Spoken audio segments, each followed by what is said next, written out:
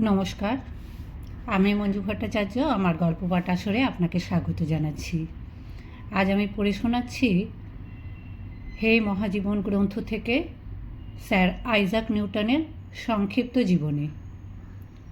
বিশ্বের অন্যতম সেরা বিজ্ঞানী স্যার আইজাক নিউটন 1642 সালের 25শে ডিসেম্বর ইংল্যান্ডের ল্যাঙ্কাশায়ার অঞ্চলে জন্মগ্রহণ করেন। তাঁর পিতা ছিলেন একজন কৃষক। স্যার আইজাক নিউটন মাতৃগর্ভে থাকা অবস্থাতেই তাঁর পিতা মারা যান। পুত্রের জন্মাবার পূর্বেই স্বামী মারা যাওয়ায় নিউটনের মা খুব আঘাত পান। দুঃখ ভুলতে স্বামীর নাম অনুসারেই তিনি পুত্রের নাম রাখেন আইজাক নিউটন। নিউটনের মায়ের নাম ছিল হ্যানা নিউটন। নিউটনের দাদার নাম ছিল রবার্ট নিউটন। পৈতৃক সূত্রে নিউটন যথেষ্ট বিষয় সম্পত্তির মালিক হন। অল্প বয়সে স্বামীর মৃত্যু হলে নিউটনের মা স্থানীয় গির্জার এক ধনী পাদ্রীকে বিয়ে করেন। এই ঘরে আরও এক ছেলে ও 2 মেয়ে জন্মায়।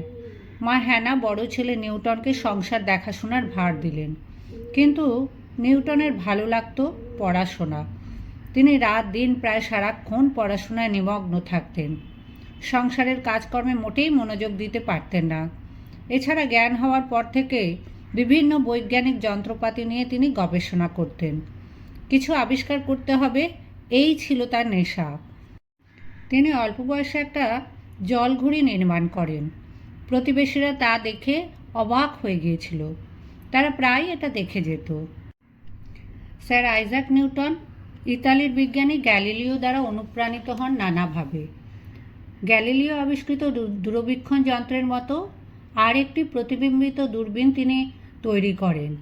এই দূরবীনের সাহায্যে তিনি মহাকাশের গ্রহ নক্ষত্রের গতিবিধি লক্ষ্য করতে পারতেন, যা তাঁর গবেষণার সহায়ক হতো।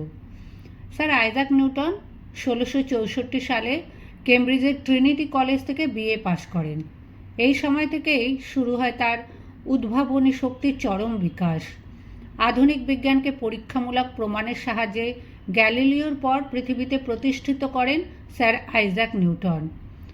1667 সালে তিনি এমএ পাশ করেন। মাত্র 24 বছর বয়সে স্যার আইজাক নিউটন আলোকবিদ্যা, গতিবিদ্যা এবং গণিতেও তাঁর ভবিষ্যৎ শ্রেষ্ঠত্বের সূচনা করেন।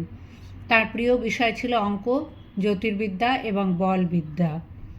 এক গরমের দিন বিকালবেলা নিউটন তার গ্রামের বাগানে চুপচাপ বসে আছেন। এমন সময় পাশের আপেল গাছ থেকে একটা আপেল খসে তার পায়ের কাছে পড়ল। নিউটন হঠাৎ ভাবতে লাগলেন, আপেলটা মাটিতে পড়ল কেন? ওপরেও তো উড়ে যেতে পারত।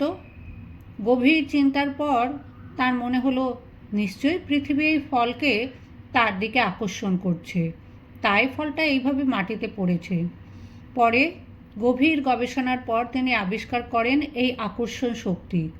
এর ফলে তিনি আরও আবিষ্কার করেন মাধ্যাকর্ষণ শক্তি। পৃথিবী শুধু নয়, গ্রহ নক্ষত্ররা একে অপরকে আকর্ষণ করে।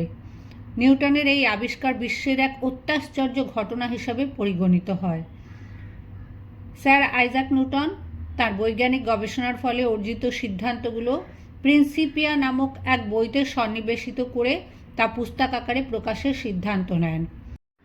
অবশেষে 1687 সালে বিশ্বের শ্রেষ্ঠ বৈজ্ঞানিক গ্রন্থ প্রিন্সিপিয়া 3 খণ্ডে প্রকাশিত হয়।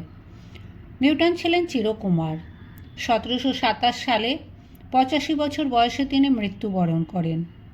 স্বয়ং বিশ্ববিখ্যাত বৈজ্ঞানিক আইনস্টাইন স্যার আইজাক নিউটনকে বিশ্বের শ্রেষ্ঠ বৈজ্ঞানিক হিসাবে স্বীকৃতি দিয়ে গেছেন।